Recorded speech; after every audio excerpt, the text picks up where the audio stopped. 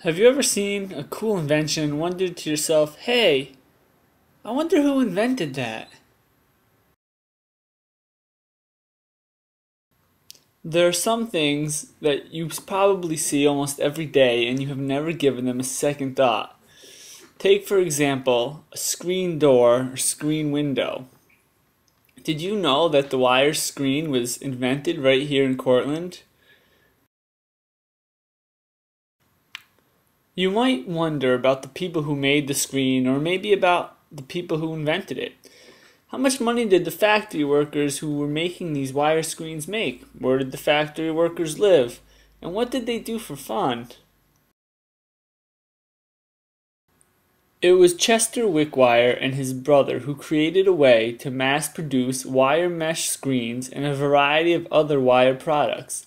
Because of the popularity of the wire screens, the Wickwires built a factory on South Main Street in Cortland to mass produce their products. The wire mesh business was booming in the late 19th and early 20th century, making the Wickwire family extremely wealthy, especially for the central New York area. During the Gilded Age, many factory workers worked long hours for very little pay, while the factory owners became very wealthy and lived fancy and lavish lifestyles.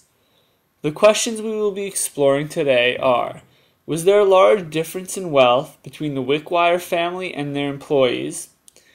How did the Wickwires spend their money and free time? And how did the factory employees spend their money and their free time? To answer these questions, we will focus on one factory employee named Charles Wood. He worked at the factory as a wire weaver in the late 1800s and early 1900s. To find out more about his life, we are going to go to the Cortland County Historical Society and look at some primary sources. There we will go through the Wickwire Paybook, which is a record book that will tell us how much money Charles made and the hours that he worked. You will be responsible in figuring out how much money Charles made in a week, a month, and a year. Then we will go through the city directories to find out where he lived, and we will look at the Sanborn insurance maps to locate his house. Our next task will be to figure out what kind of lifestyle Charles would have been able to afford on his salary. To do this, you will figure out how much money Charles would have spent on food, housing, and clothing. If there is any money left over from his salary, you will go through a Sears catalog from 1900 and pick out a few things you think Charles would have bought with any remaining money.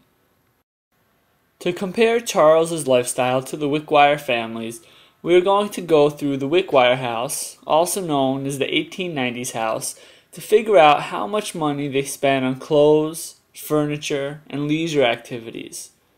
We will look through the local paper to get a sense of what kind of things they did in their spare time for fun. And we will try to figure out if Charles Wood could have afforded for his family to do these same type of things. After this historical scavenger hunt is complete, you will have to write an essay to answer these questions.